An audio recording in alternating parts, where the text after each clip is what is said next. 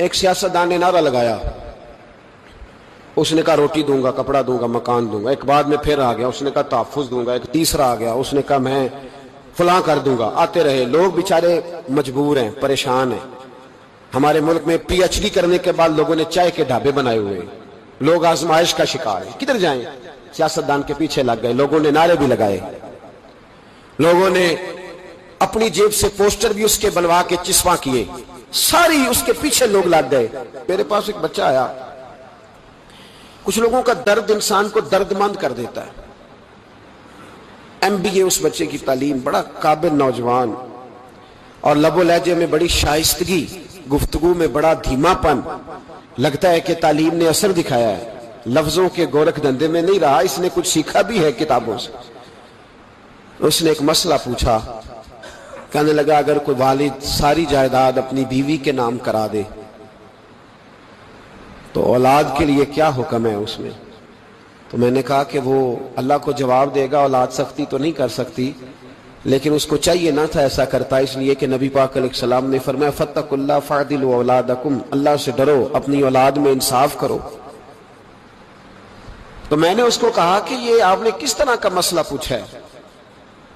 کوئی شخص اپنی ساری جائیداد کسی کی بیوی کے نام کرا دے؟ تو میں نے کہا کہ جو اس کی بیوی ہوگی وہ آپ کی اماں بھی تو ہوگی نا۔ شائستہ نوجوان تھا، اچھا تھا، وہ میری بات کا غصہ کر گیا، کہنے لگا آپ سے تو امید نہیں تھی کہ آپ پوچھیں گے، آپ نے بھی پوچھ لیا۔ تو مجھے احساس ہوا کہ یار نہیں پوچھنا چاہیے تھا۔ میں نے کہا یار آپ تو بڑے ناراض ہو گئے، میں اگر آپ کو ایسی بات ہے تو معذرت کرتا ہوں۔ تو وہ شخص رونے لگ گیا، اور جب اس نے بات سنائی تو اس بیچارے کا وجود کہاں پر تھا، کہنے لگا ابا نے پچھلی عمر میں شادی کر لی ہے۔ تو میں نے کہا اس کو اللہ رسول اجازت دیتے ہیں؟ تو آپ کہنے لگا جی وہ تو بات ٹھیک ہے، پر کچھ ایسی باتیں سامنے آئی ہیں کہ جو سامنے نہیں آنی چاہیے تھی۔ حضرت جی میں جوان ہوں، میں 10-12 لوگوں میں اٹھتا بیٹھتا ہوں، میرے والد کی بات کھلی ہے، اور پتہ نہیں کیا معاملہ تھا، پہلے بڑا کچھ نام کرا کہ اس نے نکاح کیا ہے، پر اب میں کدھر جاؤں؟ کچھ نکاح ہوتا تو بات اور تھی، کچھ ایسی باتیں سامنے آئی ہیں جو آنی۔ میں نے اس سے معذرت بھی کی، اسے تسلی بھی دی، اور جو میرے سے ممکن ہو سکتا تھا میں نے اس کو کہا۔ لیکن اس نوجوان کے جانے کے بعد اس کے رستوں کو بھی میں دیکھتا رہا، تو میں سوچنے لگ گیا یار دنیا میں ہمارا راز کھل جائے تو اتنا مشکل ہو جاتا ہے، تو جب قیامت میں راز کھلے گا؟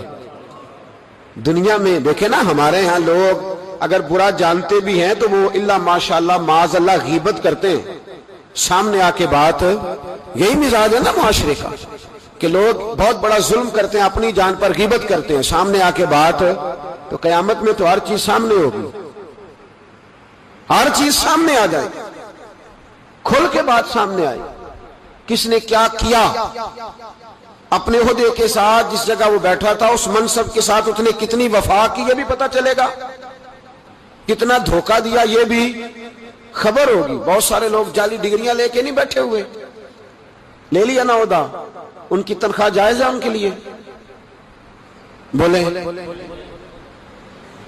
تو یہ راز کھلے گا کہ نہیں کھلے گا؟ اور ہم دنیا میں اپنا کون سا منہ لوگوں کے سامنے کریں کہ یہ ایک لائن ہے لمبی، ڈگری جعلی، کاغذ کا ایک ٹکڑا لیا تو وہ بھی جعلی۔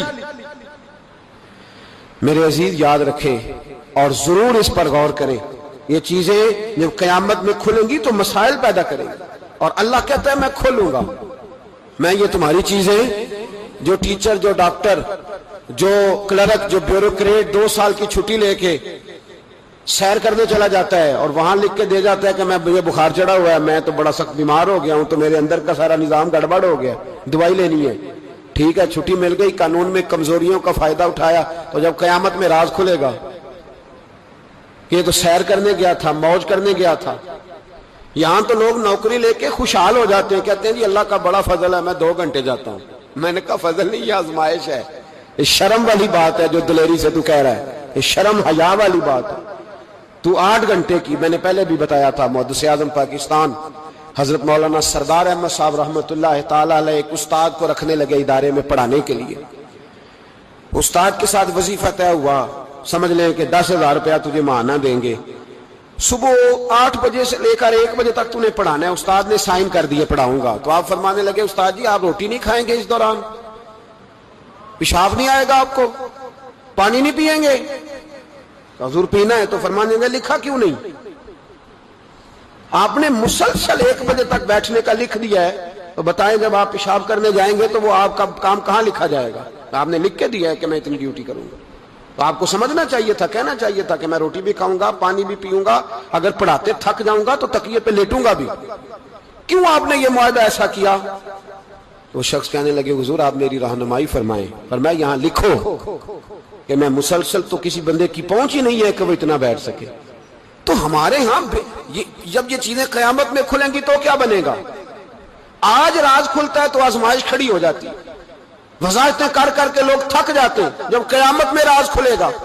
میں